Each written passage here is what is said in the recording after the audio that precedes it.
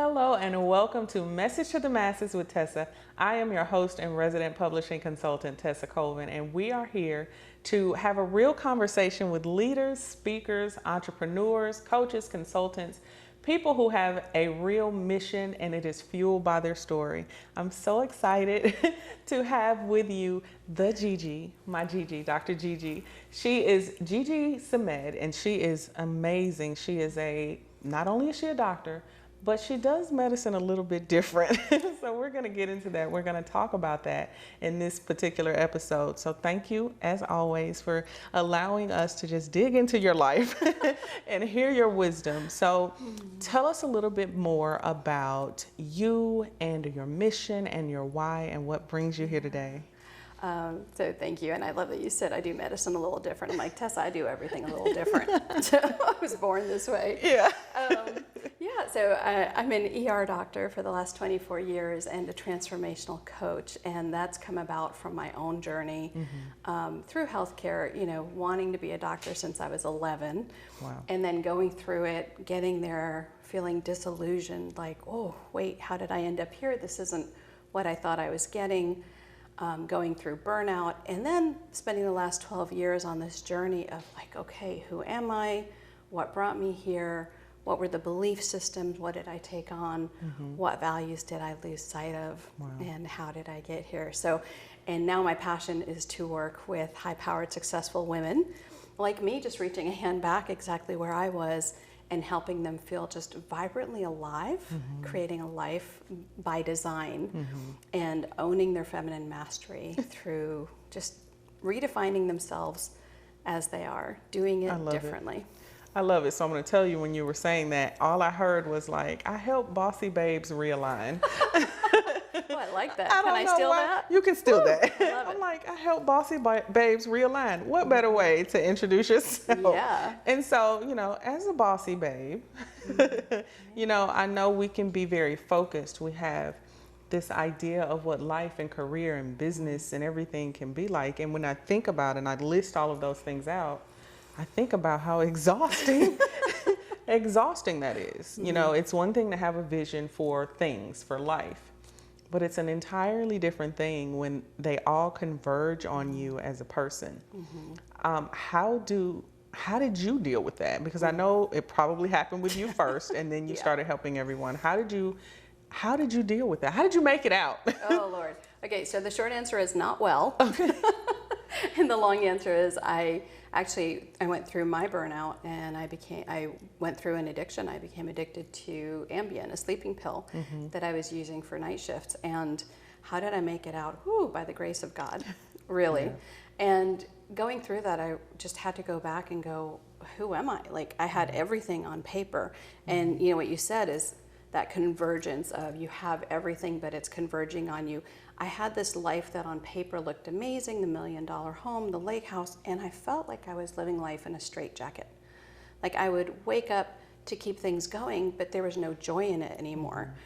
And what I realized, unraveling it, is the addiction started long before. Because here's the thing, we have socially acceptable addictions. Yeah. Because the addiction was fueled by this addiction to perfectionism. I got to get it right. That bossy babe fitting in, got to get it right. Yeah.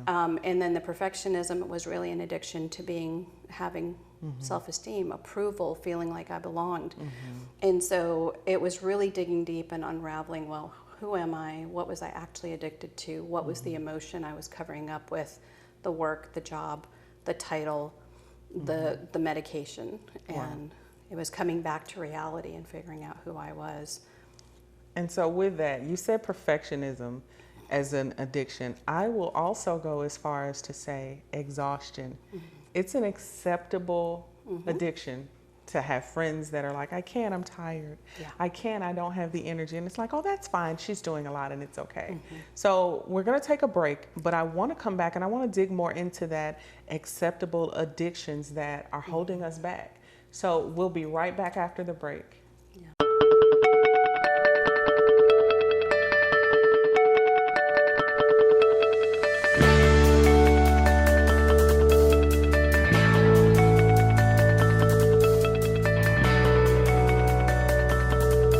are back. Thank you so much. This is Message to the Masses with Tesa. We have the amazing Dr. Gigi here.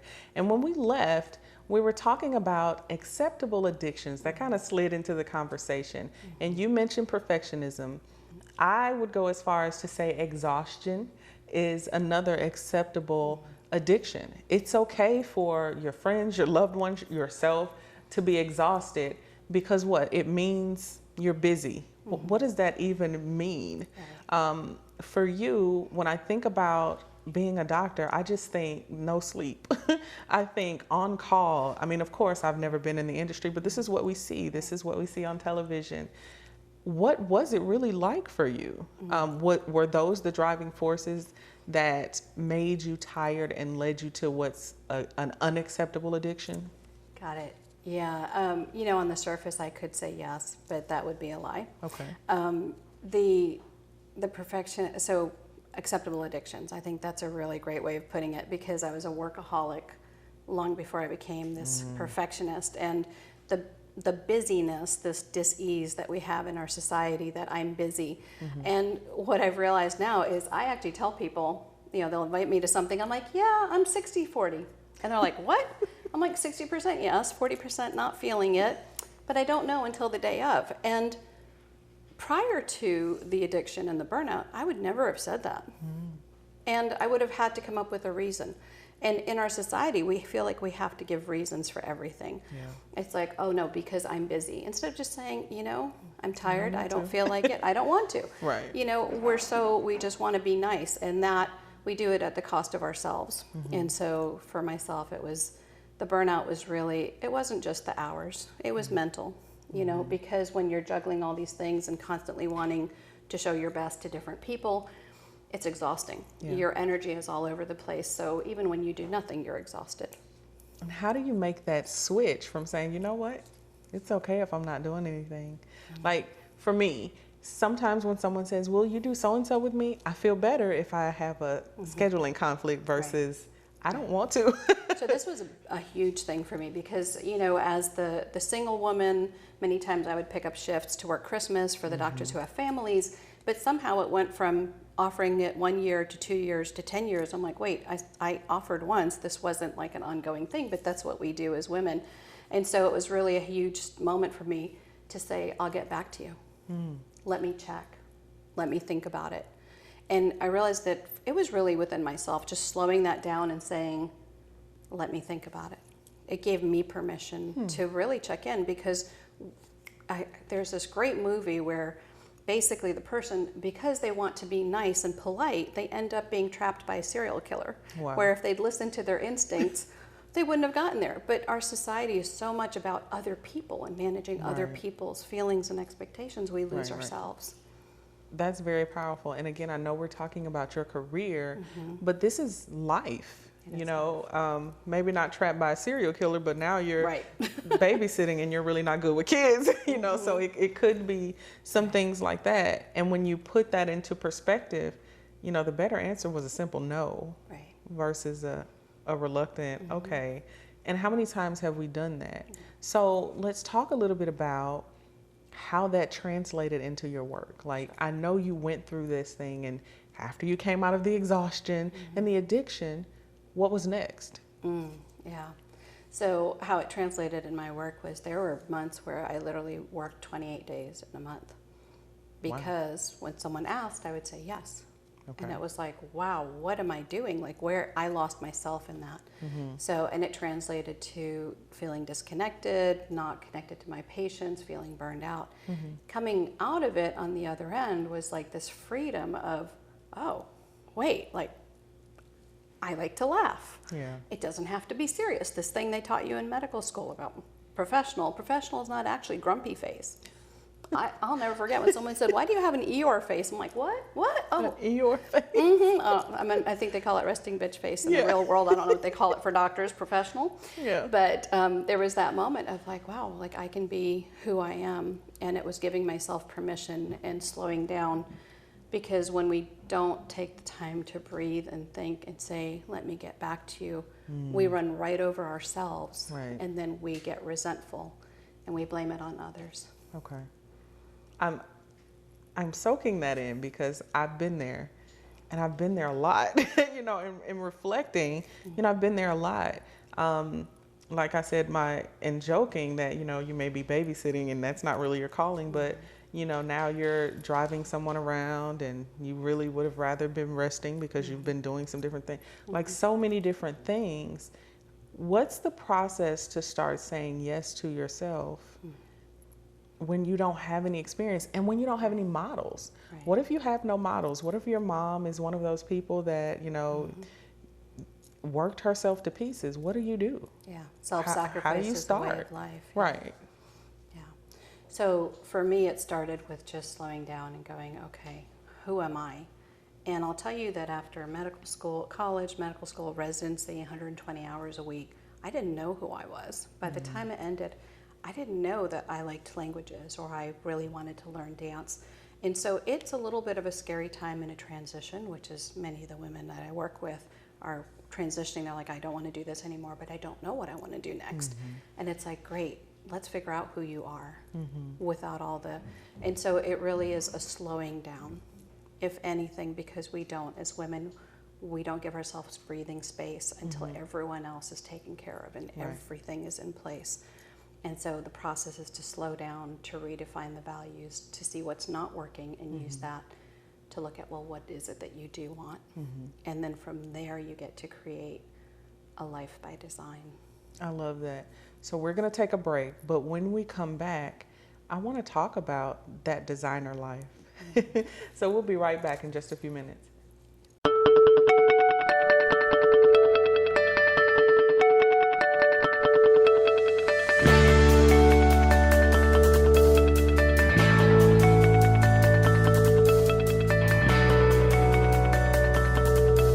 Thank you for rejoining us. This is Message to the Masses with Tesa. We're talking to the one and only Dr. Gigi, and we're about to get into designing your life. How does that even happen? What does that mean? Is it possible? Tell us what it is. Yeah. So designing your life, it's really a matter of removing everybody else's designs for your life. And for me, it was like, wow, I wanted to be a healer. I wanted to be a doctor. But then suddenly there were other people's restrictions of how you're going to do it and when you're going to do it and do it. You know, in family, there's social beliefs, there's cultural beliefs, there's family beliefs, there's that you're only as good as what you did yesterday, which was an unspoken thing that I grew up with. And so if I wasn't being busy, I didn't have value in my own eyes. And so to create a life by design, first we have to remove, and I call it uncoaching and unconditioning. Okay. We have so many conditions on our life of how it has to look and how it has to be. And by removing what other people expect, it's like, okay, who am I? Okay. What do I agree with? What did I take on that's not actually mine? What are the belief systems that are somebody else's that I'm living? And so then, and I love there's a process we do to clarify your values. Because when you know your core values, then you can create, because many times people get stuck on how it should look. Like, I want it to be this. I want this man, this tall, this height, this plane, this car. But it's like, what's the feeling? What's the value?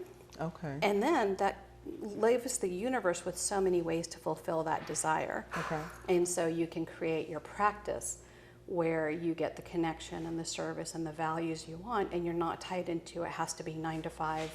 Monday, Tuesday, and Friday, and you know, so the details are not as important as what you feel when you're living this life by design. Okay, okay.